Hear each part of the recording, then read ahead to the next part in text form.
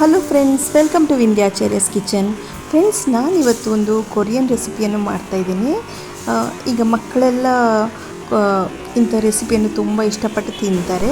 ಇದರ ಹೆಸರು ಟೊಕ್ಬುಕ್ಕಿ ಅಂತ ಹೇಳಿ. ಪ್ರೊನೌನ್ಸಿಯೇಷನ್ ಕರೆಕ್ಟಾಗಿ ಉಂಟ ಗೊತ್ತಿಲ್ಲ, ಆದರೆ ಇದು ತುಂಬ ಟೇಸ್ಟಿಯಾಗಿರ್ತದೆ. ಇದೊಂಥರ ರೈಸ್ ಕೇಕ್ ಮಾಡಿ ಅದಕ್ಕೆ ಗ್ರೇವಿ ಎಲ್ಲ ಮಾಡಿ ಮಾಡ್ತಾರೆ. ಇದಕ್ಕೊಂದು ಗೋಚುಜಂಗ್ ಸಾಸ್ ಅಂತ ಹಾಕ್ತಾರೆ. ನಾನು ಆ ಸಾಸು ಹಾಕಲಿಲ್ಲ, ಯಾಕಂದರೆ ಆ ಸಾಸ್ ಎಲ್ಲ ಕಡೆ ಅವೈಲೇಬಲ್ ಇರೋದಿಲ್ಲ. ಮತ್ತು ಮನೆಯಲ್ಲೂ ಅದನ್ನು ಮಾಡ್ಕೊಳ್ಳಿಕ್ಕೆ ಎಲ್ಲರ ಕೈಲಿ ಮಾಡಲಿಕ್ಕೆ ಕಷ್ಟ. ಅಂದರೆ ಅದಕ್ಕೆ ಬೇಕಾದ ಸಾಮಗ್ರಿಗಳೆಲ್ಲ ಎಲ್ಲರ ಹತ್ರ ಇರೋದಿಲ್ಲ. ಅದಕ್ಕೆ ಸ್ವಲ್ಪ ಇಂಡಿಯಾದಲ್ಲಿ ಸಿಗುವಂಥ ವಸ್ತುಗಳನ್ನು ಹಾಕಿ ಸುಲಭವಾಗಿ ಆಗುವಾಗೆ ಮಾಡಿದ್ದೇನೆ. ಈಗ ಈ ಟೇಸ್ಟಿಯಾದ ಮತ್ತು ಎಲ್ಲರೂ ಇಷ್ಟಪಡುವಂಥ ರೆಸಿಪಿಯನ್ನು ಹೇಗೆ ಮಾಡೋದಂತ ನೋಡ್ಕೊಂಡು ಬರುವ. ಅದಕ್ಕಿಂತ ಮೊದಲು ನೀವು ನನ್ನ ಚಾನಲ್ಗೆ ಹೊಸಬರಾಗಿದ್ದರೆ ಅಥವಾ ಚಾನಲನ್ನು ಸಬ್ಸ್ಕ್ರೈಬ್ ಮಾಡದೆ ನೋಡ್ತಾ ಇದ್ದರೆ ಪ್ಲೀಸ್ ಚಾನಲನ್ನು ಸಬ್ಸ್ಕ್ರೈಬ್ ಮಾಡುವ.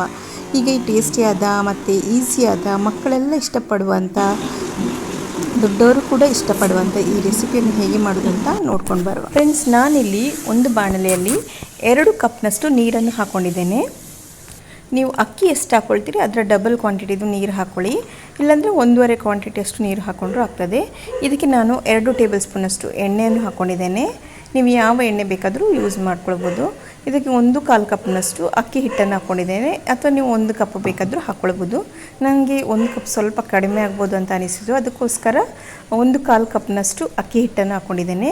ಈಗ ನೀರೊಟ್ಟಿಗೆ ಇದನ್ನು ಚೆನ್ನಾಗಿ ನೀರು ಕುದಿ ಬಂದಮೇಲೆ ಅಕ್ಕಿ ಹಿಟ್ಟು ಹಾಕಿ ಇದನ್ನು ಚೆನ್ನಾಗಿ ಕಲಿಸ್ಕೊಳ್ಬೇಕು. ಜಾಸ್ತಿ ಕಷ್ಟ ಏನಾಗೋದಿಲ್ಲ, ಈಸಿಯಾಗಿ ನಾವು ಇದನ್ನು ಕಲಿಸ್ಕೊಳ್ಬೋದು. ಮತ್ತು ಬೇಗ ಈ ಥರ ನೋಡಿ ಡ್ರೈ ಆಗ್ತದೆ. ಈಗ ಇದು ಆಗಿದೆ ನೋಡಿ, ತಳ ಬಿಡಲಿಕ್ಕೆ ಸ್ಟಾರ್ಟ್ ಆಗಿದೆ. ಈಗ ನಾನು ಗ್ಯಾಸ್ ಆಫ್ ಮಾಡಿ ಮುಚ್ಚಿಟ್ಟು ಒಂದು 10 ನಿಮಿಷ ಹಾಗೇ ಇಡ್ತೇನೆ.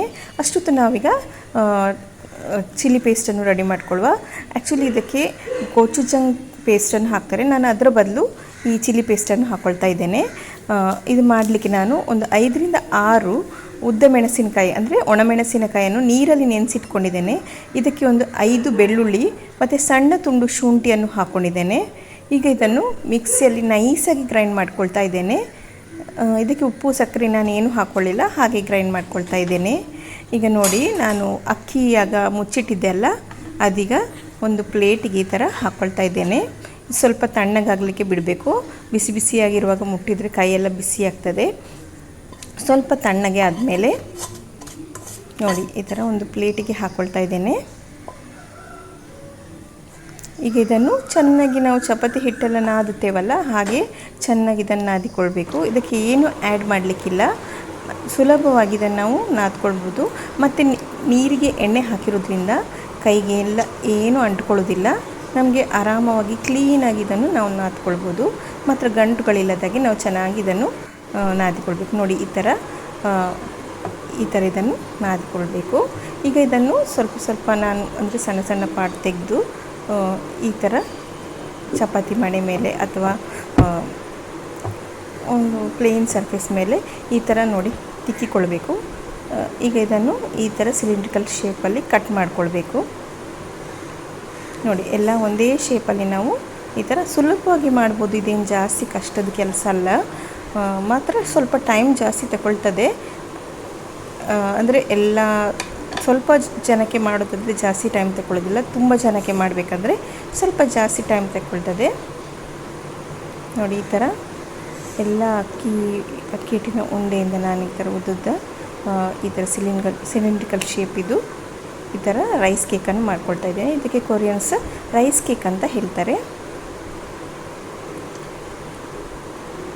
ಈ ಥರ ನಾನೀಗ ಎಲ್ಲ ಹಿಟ್ಟಿನಿಂದ ಈ ಥರ ಎಂತ ಹೇಳ್ತಾರೆ ಉಂಡೆಗಳನ್ನು ಮಾಡಿಕೊಂಡು ಬರ್ತೇನೆ. ನೋಡಿ ಎಲ್ಲ ರೆಡಿಯಾಗಿದೆ. ನಾನು ನಿಂತ್ಕೊಂಡು ಮಾಡುವಾಗ ತುಂಬ ಹೊತ್ತಾಗ್ತದೆ ಅಂತ ಆರಾಮವಾಗಿ ಕೂತ್ಕೊಂಡು ಇದನ್ನು ಮಾಡಿ ತಂದಿದ್ದೇನೆ. ಈಗ ಇದೆಲ್ಲ ರೆಡಿಯಾಗಿದೆ. ಇಲ್ಲಿ ನಾನು ನೀರು ಬಿಸಿ ಆಗಲಿಕ್ಕೆ ಇಟ್ಟಿದ್ದೇನೆ. ನಾವೊಂದು ಅಗಲವಾದ ಬಾಣಲೆಯಲ್ಲಿ ಒಂದು ಅರ್ಧಕ್ಕಿಂತ ಜಾಸ್ತಿ ನೀರು ಹಾಕ್ಕೊಂಡಿದ್ದೇನೆ. ಅಂದರೆ ನಾವು ಹಾಕುವ ರೈಸ್ ಕೇಕೆಲ್ಲ ಮುಳುಗುವಷ್ಟು ನೀರಿರಬೇಕು. ಇದಕ್ಕೆ ನಾನು 1 ಸ್ಪೂನಷ್ಟು ಎಣ್ಣೆ ಕೂಡ ಹಾಕಿದ್ದೇನೆ. ನೀವು ಬೇಕಾದರೆ ಒಂದು ಅರ್ಧ ಸ್ಪೂನ್ ಉಪ್ಪು ಬೇಕಾದರೂ ಹಾಕ್ಕೊಳ್ಬೋದು. ಈಗ ನೀರು ಬಿಸಿಯಾಗುವಾಗ ನಾನು ಈ ರೈಸ್ ಕೇಕನ್ನೆಲ್ಲ ಇದಕ್ಕೆ ಹಾಕ್ಕೊಳ್ತಾ ಇದ್ದೇನೆ.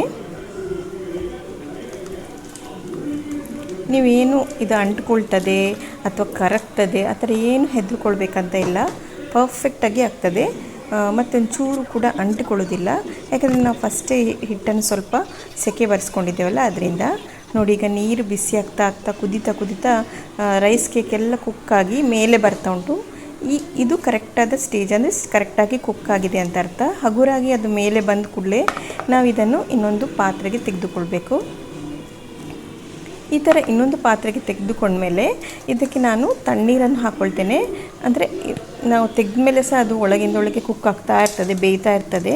ಅದನ್ನು ತಪ್ಪಿಸ್ಲಿಕ್ಕೋಸ್ಕರ ಇದಕ್ಕೆ ನಾನು ಸ್ವಲ್ಪ ತಣ್ಣೀರನ್ನು ಆ್ಯಡ್ ಮಾಡಿಕೊಂಡಿದ್ದೇನೆ.